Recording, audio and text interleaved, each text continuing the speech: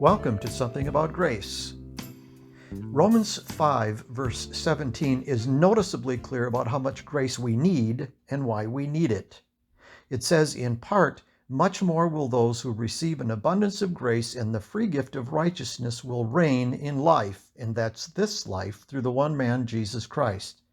Grace is defined as God's undeserved or unmerited favor, which means it's a gift. And we need to continually receive it because we continually need it. Notice the verse says that those who receive an abundance of grace, did you catch that?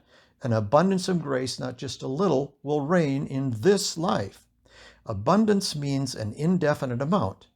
Our destiny as Christians is to reign in this life, not to be powerless in this life.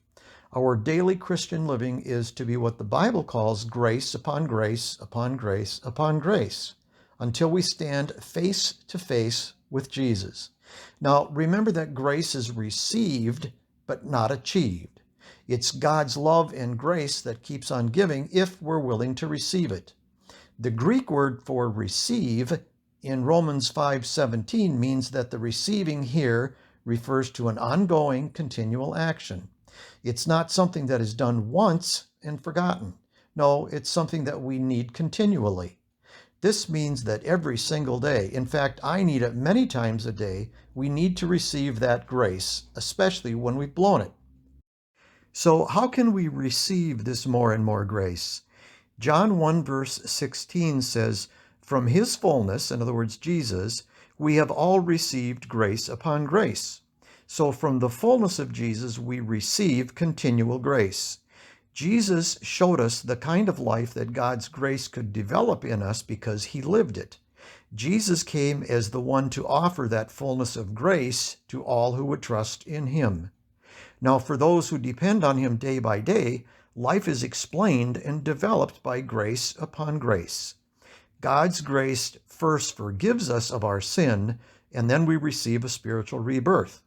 Then as we grow and mature and have victory over the things in our flesh, it's his grace that empowers us to overcome.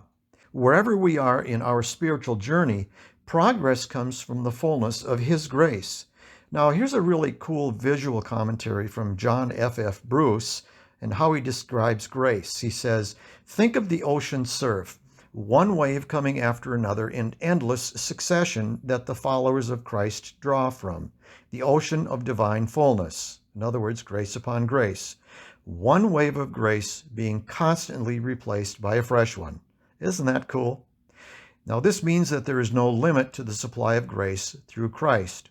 Similarly, Psalm 68 verse 19 says, "Blessed be the Lord who daily gives us help," or in other words, the grace we need with what we have to carry. Amen. You've been listening to Something About Grace, and my name is Leland Smith.